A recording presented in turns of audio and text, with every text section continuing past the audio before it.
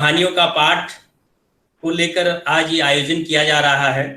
अंतर्राष्ट्रीय वेबिनार में आप सभी का स्वागत है। राम नारायण रुइया स्वायत्त महाविद्यालय आप सभी का हार्दिक स्वागत करता है। मित्रों, जैसा कि हम सभी लोग जानते हैं कि संपूर्ण विश्व को कोरोना जैसी महामारी की मार से आज सारा विश्व त्रस्त है और यह ऐसे दौर में कालजयी साहित्य मनुष्य को ऐसी स्थितियों से उबारने में अपनी महत्वपूर्ण भूमिका निभाता है।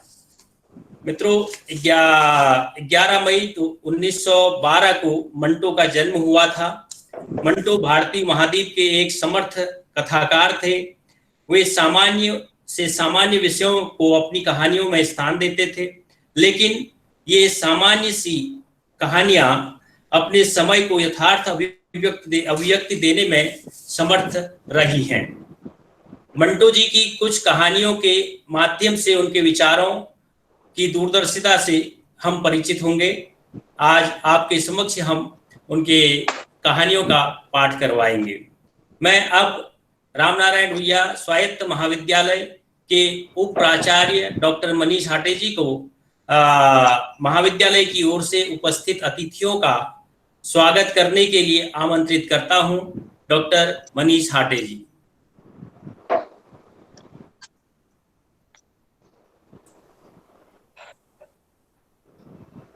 Doctor Manish Hate sir. धन्यवाद प्रवीण जी। हाँ प्रवीण सर, नमस्कार। नमस्कार सर। सादत हसन मंटो की कहानियों के पाठ पर केंद्रित एक दिवसीय अंतर्राष्ट्रीय वेबिनार में आप सभी का रामनारायण रुइया स्वायत्त महाविद्यालय मुंबई की ओर से मैं तहे दिल से स्वागत करता हूं। मैं इस वेबिनार में उपस्थित सभी लोगों को यह बताना चाहता हूं कि रामनारायण रुइया स्वायत्त महाविद्यालय का हिंदी विभाग समय समय पर विविध साहित्य कार्यक्रमों का आयोजन करता आ रहा है। आज कोविड के इस विषम दौर में हिंदी विभाग द्वारा दूसरा अंतर्राष्ट्रीय वेबिनार का आयोजन किया जा रहा है। इस प्रकार यह विभाग लगातार साहित्यिक प्रतिबद्धता को प्रमाणित करता आ रहा है।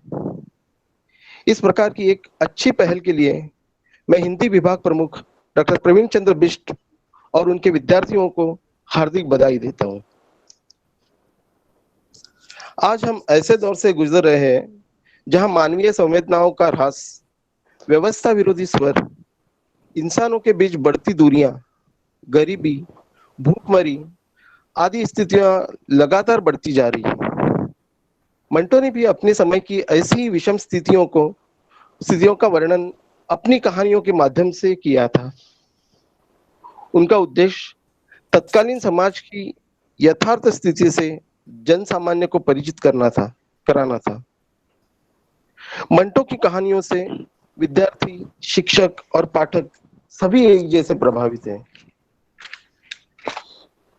पिछले साल रुइया महाविद्यालय के नाट्य विभाग ने मंटो की कहानी ठंडा गोश्त पे आधारित एकांकी इप्टा कंपटीशन में भी पेश की थी।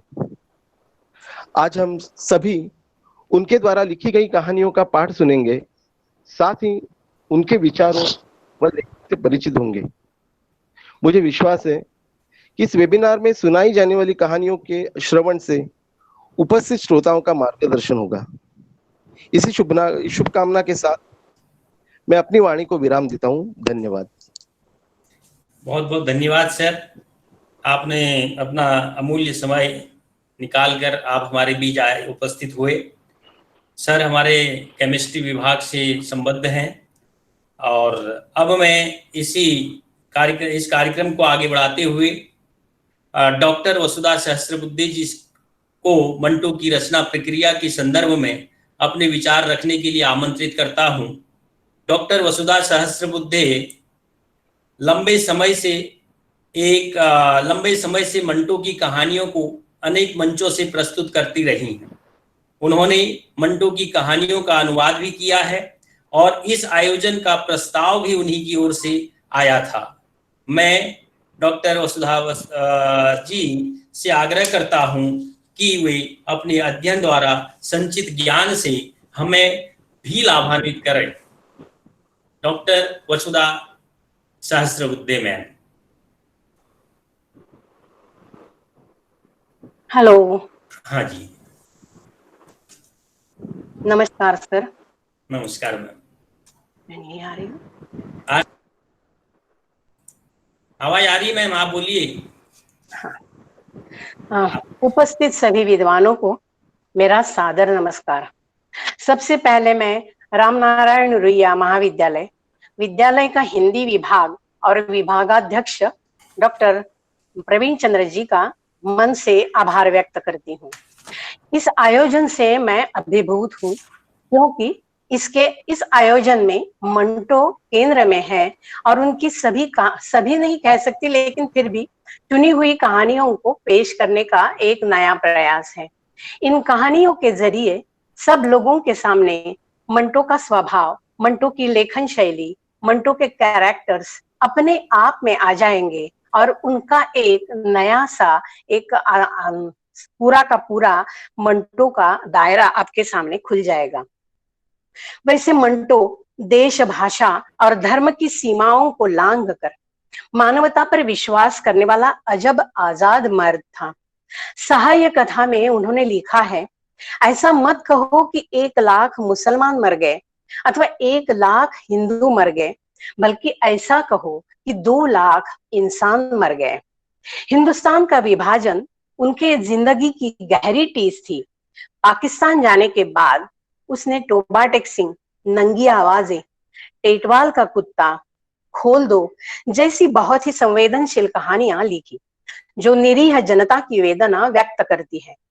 निर्भय होकर वह लगातार समाज की विकृतियां और विद्रूप पर लिखते रहे, लिखने के अपराध की सजा भी सहते रहे, लेकिन सत्य के साथ उन्होंने कभी समझौता नहीं किया, क्योंकि मंटो की प्रत्येक कहानी सत्य घटना है।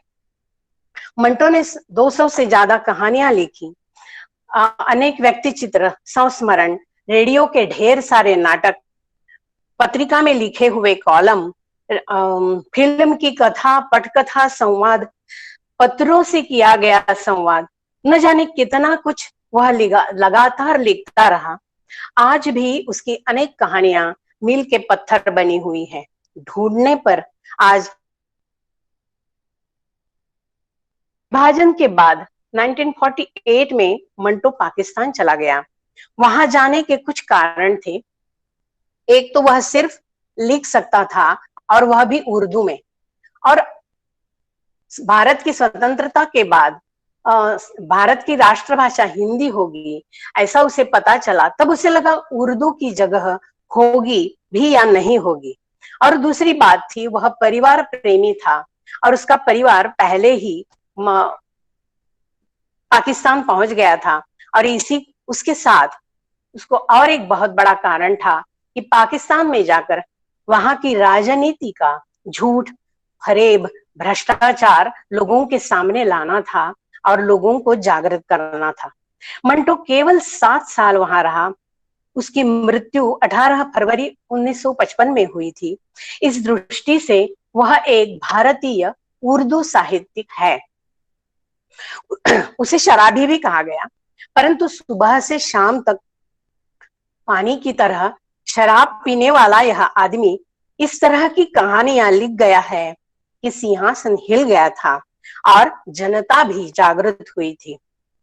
परंतु उसके साथ इतना ही संवेदनशील कि विभाजन के बाद हुए दंगे, आगजनी, कत्ल, अमानुष अत्याचार वह कुछ नहीं देख सका, और इसलिए उसे 2 बार पागलखाने में रखना पड़ा।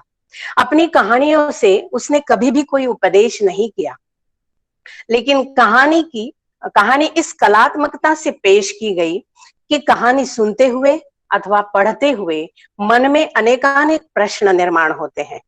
किसी विचारधारा से वह नहीं जुड़ा, उसे केवल मानवता और सत्य, यही 2 निकष प्रिय थे। फिर भी वह जनता को कहता था, जमाने के जिस दौर से हम इस वक्त गुजर रहे हैं, अगर आप उससे नावाकिफ है तो मेरे अफसाने पढ़िए। अगर आप इन अफसानों को भी बर्दाश्त नहीं कर सकते, तो इसका मतलब यह है कि जमाना नाकाबिले बर्दाश्त है। मुझ में जो बुराइयां हैं वो इस अहद बुराइयां हैं। मेरी तहरीर में कोई नुक्स नहीं। जिस नुक्स को मेरे नाम से मंसूब किया जाता है दरअसल मौजूदा निजाम का नुक्स है। मैं हंगामा पसंद नहीं। मैं लोगों के ख्यालातों जज्बात में हेजान पैदा करना नहीं चाहता। मैं तहजीब व तमद्दुन की और सोसाइटी की चोली क्या उतारूंगा जो है ही नंगी। मैं उसे कपड़े पहनाने की कोशिश भी नहीं करता, इसलिए कि यह मेरा काम नहीं है। लोग मुझे सियाह हाशिया सियाह कलम कहते हैं, लेकिन मैं तख्ताए सियाह पर काली चाक से नहीं लिखता, सफेद चाक इस्तेमाल करता हूं ताकि तख्ताए सियाह की सियाही और ज्यादा नुमाया हो जाए। यह मेरा खास अंदाज, मेरा खास तर्ज है जिसे जिसे फहश निगारी, तरक्की पसंदी और खुदा मालूम क्या क्या कहा गया है। लानत है सआदत हसन मंटो पर, कम वक्त को गाली भी सलीके से नहीं दी जा सकती। तो यह है मंटो। आज के आयोजन में करीब करीब सभी कहानियां विभाजन के बाद की वेदना व्यक्त करने वाली है। तमाशा उनकी पहली कथा है। बचपन में देखे हुए जालियांवाला बाग नरसंहार की दहशत उनके मन में थी। उसका प्रतिबिंब हम उनकी अनेकानेक कहानियों में देख सकते हैं। प्रत्येक कहानी में मंटो निवेदक के रूप में अपने किरदारों के साथ चलता है। तो एक ऐसे महान लेखक की अब कहानियां पेश होने जा रही है। मैं भी उत्सुक हूं परफॉर्मेंस देखने के लिए। धन्यवाद।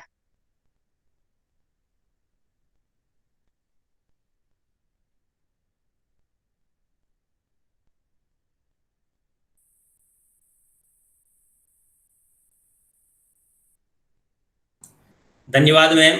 आपने मंटो के कहानियों को, मंटो के व्यक्तित्व को हमारे सामने रखा। आपने एक लंबे मंटो के एक विशाल व्यक्तित्व को हमारे सामने रखते हुए उनकी विचारधारा किस तरह की थी उसे भी रेखांकित करने का